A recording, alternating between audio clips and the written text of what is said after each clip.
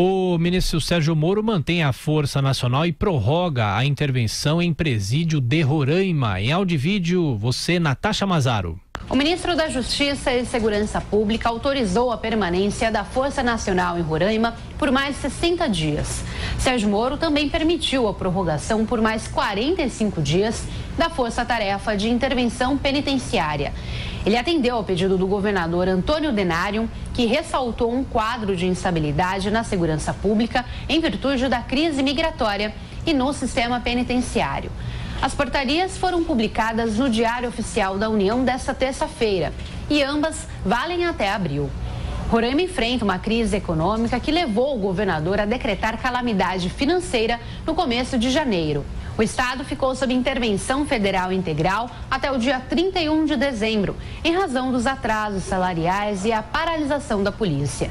Além disso, encara dificuldades referentes à chegada de milhares de refugiados venezuelanos e também uma grave crise no sistema penitenciário, com avanço de facções criminosas e aumento exponencial da taxa de homicídios.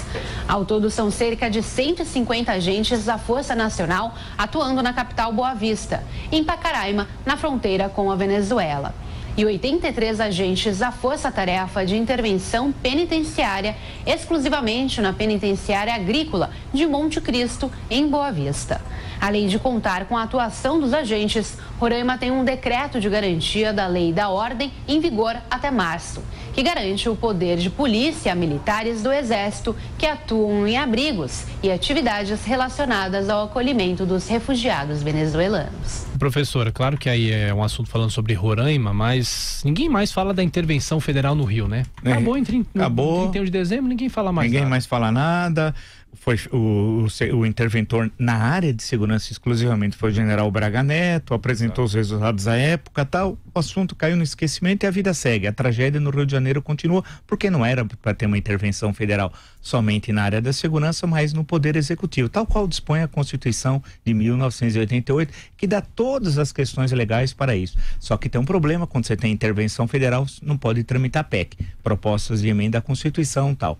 Bem, a questão em relação ao Roraima, voltamos à questão dos territórios que viraram estado pela Constituição de 88, né? O caso do Amapá, que tem problemas graves, o caso de Roraima. A grande questão, eles não têm condições de se autogerir, inclusive condições financeiras, zero. E não têm condições efetivas, por exemplo, em relação a enfrentar a questão da segurança pública, entre outros tantos fatores e tal. A grande questão é que o Brasil é uma república federativa de fancaria, não é uma república federativa de fato. República federativa de fato, por exemplo, é os Estados Unidos da América. Lá você tem uma república que foi construída desde 1776 e a partir da Constituição de 1787, né?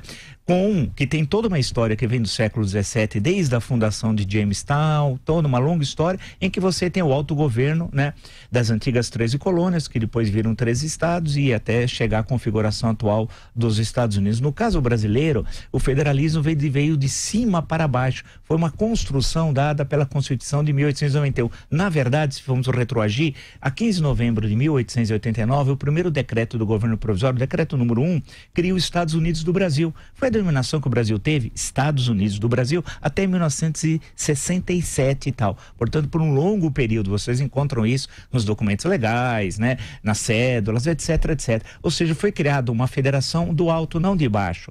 E o que aconteceu no caso brasileiro? A nossa tradição era a centralização monárquica, não a descentralização republicana. Ao invés do federalismo conduzir a democracia, ao autogoverno tal qual nos Estados Unidos, como ela veio de cima e não de baixo, acabou dando poder aos coronéis, né, aos senhores do baraço e do cutelo, como dizia o Euclides da Cunha. O clássico sobre isso, sobre o poder coronelístico, é o livro do Vitor Nunes Leal, Coronelismo, Inchada e Voto, que é um livro do final dos anos 40, né, uma tese que ele apresenta, e ali você vê como é que se estrutura o poder coronelístico no Brasil. Federalismo no Brasil, na minha leitura, eu sei que muito que nos acompanham tem outras leituras, juristas, eu recebo livros, leio e tal, mas na minha leitura, federalismo é uma piada, eu sou contra o federalismo.